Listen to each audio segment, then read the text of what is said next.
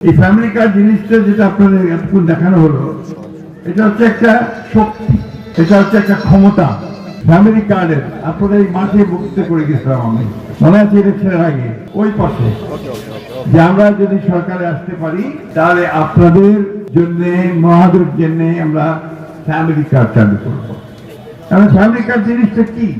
এই family card জিনিসটা যেটা আপনাদের এতক্ষণ দেখানো হলো, এটা হচ্ছে একটা শক্তি, এটা হচ্ছে একটা ক্ষমতা। এই কার্ডটা আপনাকে সেই ক্ষমতা দেবে যে ক্ষমতা দিয়ে আপনি সকলের সামনে দাঁড়াতে পারবেন। আপনি শুধুমাত্র যে আর্থিক সহায়তা পাবেন বা অন্যান্য সহায়তা পাবেন তা না, আপনি এই দেশের একজন নারী হিসাবে, পরিবারের প্রধান হিসাবে আপনার অবস্থানটাকে দৃঢ় করতে পারবেন। একটা শক্তি আসবে আপনার। এমনিটা আমার পুরুষরা আমরা পুঁছিবাই চায় না, তাই না? আমাদের মাদেরকে পুষতেই চায় না, ঠিক তো? যখন কার্ডটা আসবে তখন কিন্তু পুঁছিবা শুরু করতে হবে, ঠিক কিনা? একটু বুঝতে পারছেন তো? এটাই হবে আমার শক্তি। এবং আমাদের তারেক রহমান সাহেব এটাই হচ্ছে তার মূল লক্ষ্য, যে আমি সমস্ত মাদেরকে আমি ক্ষমতায়িত করতে চাই, ক্ষমতায়ন করতে চাই, তাদের শক্তি বাড়াতে চাই।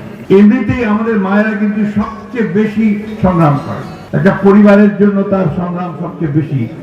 ছেলে মেয়েদের টিকিয়ে মানুষ করা, টিকিয়ে রাখা, তাকে ভালো খাওয়ানোর চেষ্টা করা, তো সেই শক্তিটাকে আরো বাড়ানো। আজকে আমি জানি যে সব পাওয়া যাচ্ছে না, অর্থাৎ একটা পাইলটিং প্রজেক্ট করা হয়েছে। আপনারা শুনেছেন যে সারা দেশে মাত্র 14টা ইউনিয়নকে বেছে নেওয়া হয়েছে, যার মধ্য থেকে মাত্র আপনার 550, 600, 700 এরকম পরিবারকে আপনার এই কার্ডটা দেওয়া হবে।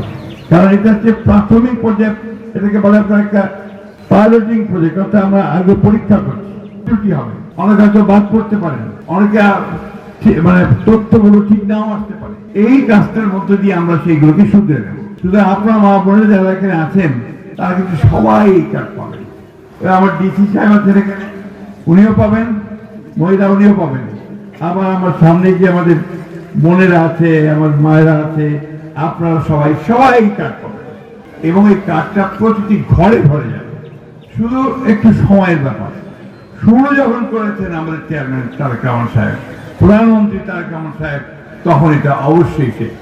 আমরা আজকে এই অনুষ্ঠানের পক্ষ থেকে, আপনাদের সকলের পক্ষ থেকে আমি আমাদের প্রধানমন্ত্রী তারেক রহমান সাহেবকে আন্তরিক ধন্যবাদ এবং কৃতজ্ঞতা জানাতে চাই যে তিনি আমাদের রহিমপুরের এই ওয়ার্ডটিকে বেছে নিয়েছেন একটা পাইলট প্রজেক্ট হিসাবে।